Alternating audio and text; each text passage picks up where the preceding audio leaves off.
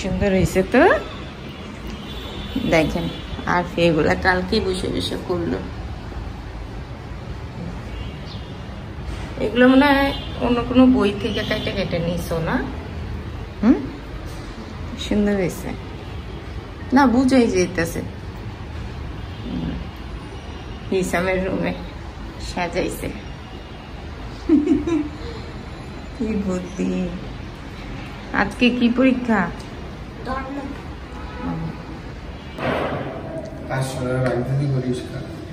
বাংতি নাই এদিক দাদা।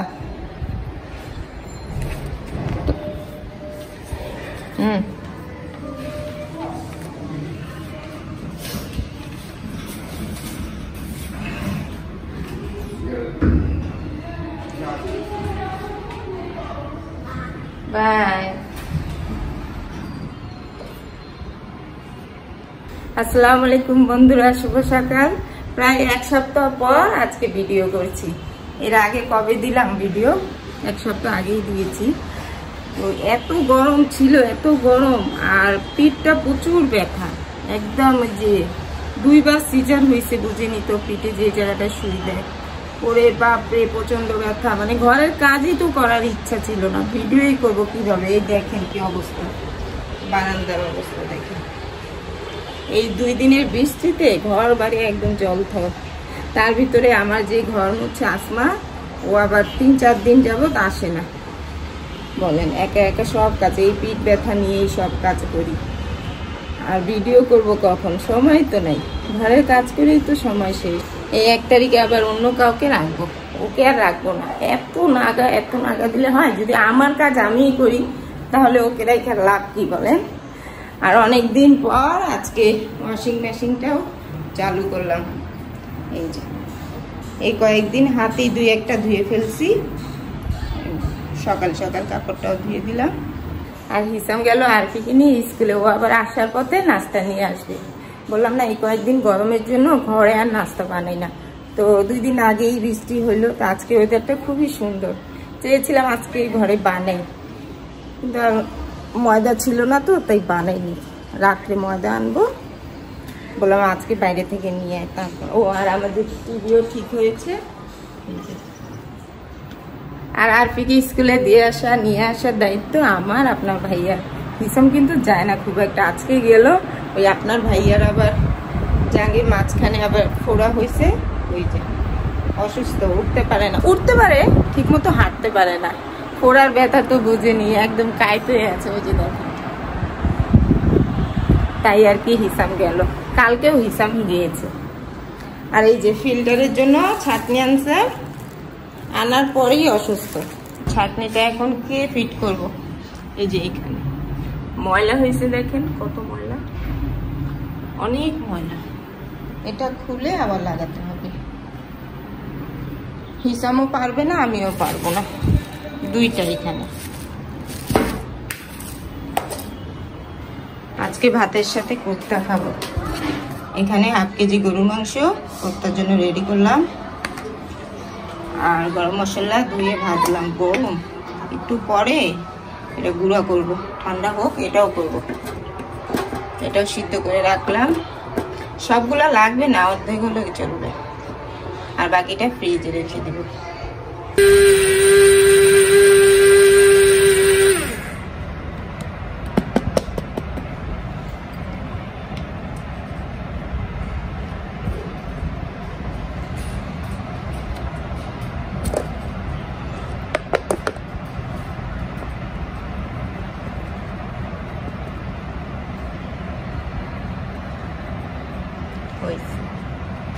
আর ডালটা এখানে করব।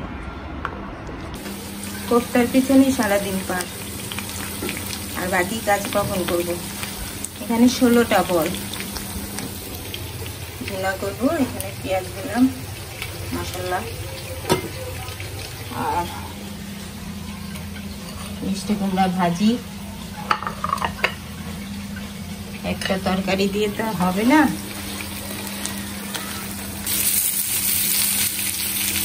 তার তরকারি রেডি হয়ে গেছে। ঘর গুছে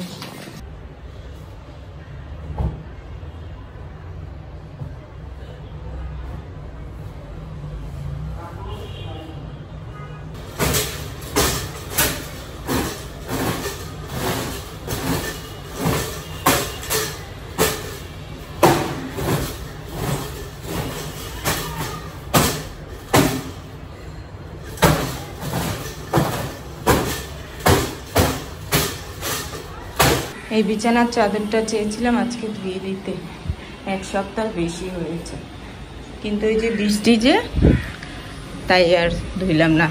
আবার আজকে সকালে আবার এইটা ধুয়ে শুকাতে দিলাম। আরফি আসছে। আসসালামু আলাইকুম। আইসে আগে আম্মুরে খুঁজে রান্নাঘরে পুচ্ছি দিতেছে। আম্মু কই? কে আর হইতে পারে, একজনই তো। কেমন হয়েছে পরীক্ষা? ভালো। ভালো।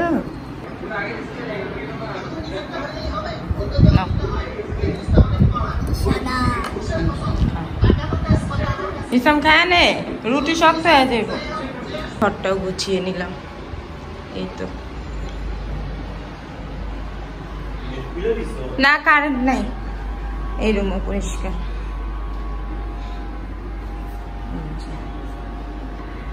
আর দেখেন 2 দিন বৃষ্টি হওয়াতে এই যে এইখান দিয়ে বৃষ্টি মনে হয় পানিটা জমছে না। ওয়ালটা দেখেন কি হয়েছে, নিচ পর্যন্ত পুরো ভিজা নষ্ট হয়ে যেতেছে।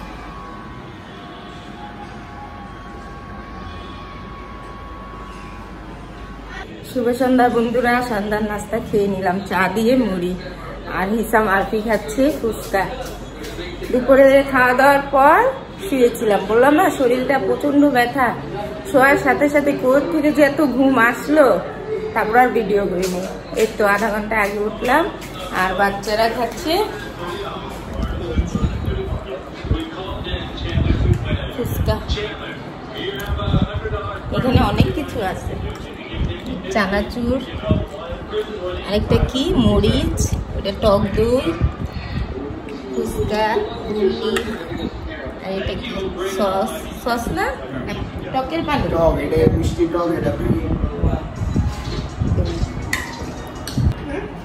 আর এখন আমার কাজ হচ্ছে আলমারির কাপড় গুছানো। হিসাম আর আরফির কাপড় দেখেন কি অবস্থা করে রাখছে। এই যে হিসামেরটা তো অনেক খারাপ অবস্থা, কি করে রাখছে দেখেছেন। এখন এগুলা নিয়ে বসবো।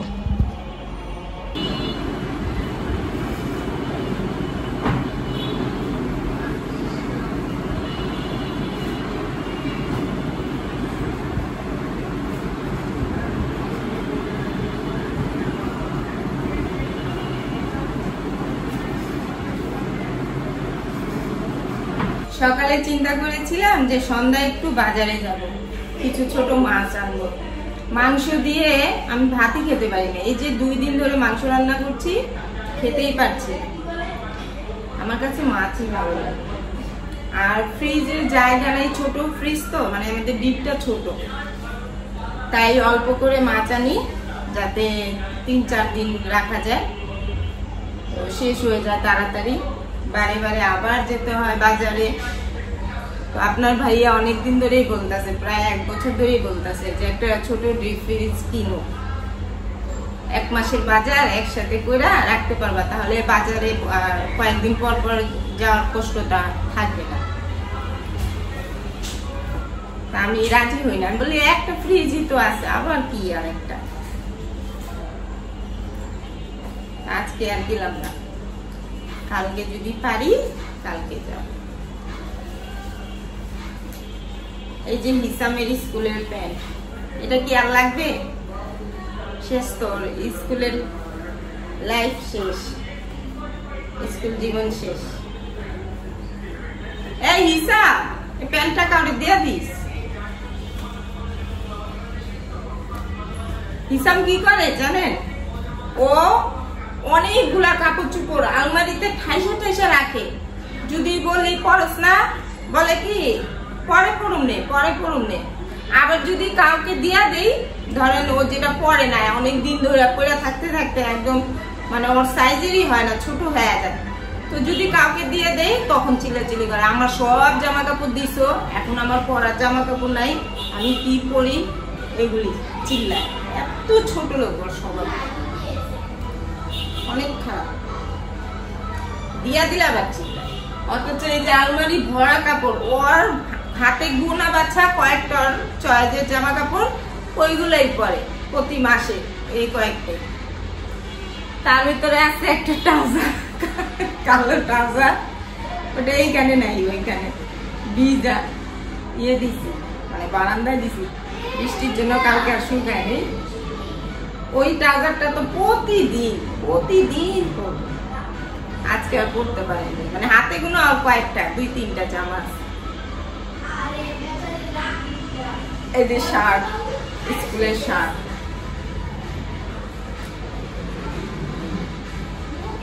এটা ওয়েস্টার্ন স্কুলের, ওয়েস্টার্নে পড়লো না।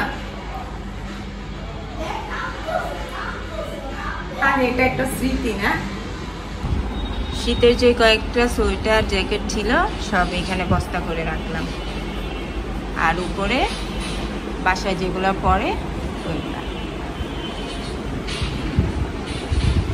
আর এগুলো হচ্ছে হিসাবের তোলা কাপড়, বাইরে গেলে পরে, আর এইগুলা বাসায় পরে।